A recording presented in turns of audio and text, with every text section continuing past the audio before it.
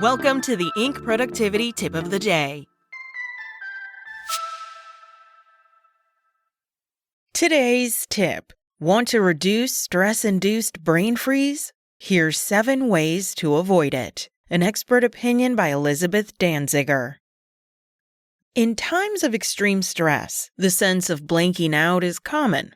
We all have limited reserves of cognitive focus, and when too much is going on behind the scenes, our minds do not function as they ordinarily would. Jacques Jaspitri Jr., co-founder of Soho MD, a nationwide network of biological psychiatry providers, says your past, your body, and your personal traumas, and who you are set the stage for how you will respond to events and trouble spots in the world. Right now, some of your employees and team members might be experiencing extreme stress due to world events. Regardless of their political position, they are stressed and anxious about their loved ones, and this might affect them at work. To help people who are struggling with current events, you can begin by asking them how they are doing and sharing your good wishes for their loved ones abroad. You can encourage them to take short breaks throughout the day to reset their emotional equilibrium. Some employees might need time off to process current events. Employees are responsible for communicating their situation and their needs to their employers,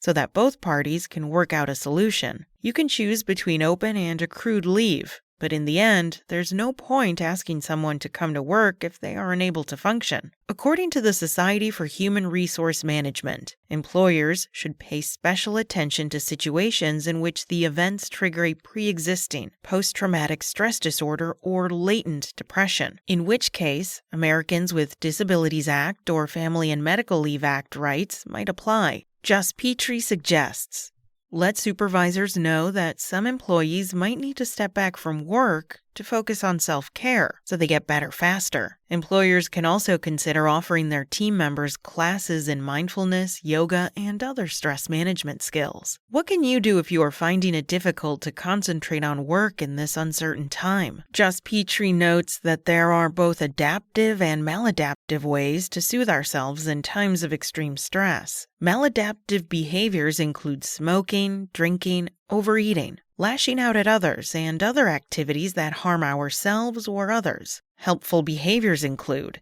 1. Mindfulness and meditation. Deep breathing puts us back in sync with our parasympathetic nervous system, which contributes to a feeling of peacefulness and relaxation. 2. Being physically active. Exercise has a powerful effect on our mental well-being as well. If you can't focus on work, don't sit there grinding your gears. Go for a walk around the block or stroll in the park. 3. Reaching out to friends and family. As the proverb says, a trouble shared is a trouble halved. Remember that posting on social media to your online friends does not benefit you as much as a phone call with a friend. 4. Hugging. Simple physical contact can be extremely calming if done in a context that feels safe and supportive. 5. Minding your nutrition. Sugar, caffeine, and alcohol can all have a negative impact on mood. Monitor your intake and observe how these substances affect your stress levels. 6. Limit your news consumption.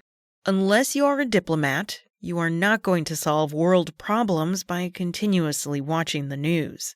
7. Destigmatize. You are not alone. If your experience becomes overwhelming, reach out to a mental health professional. That's it from Inc.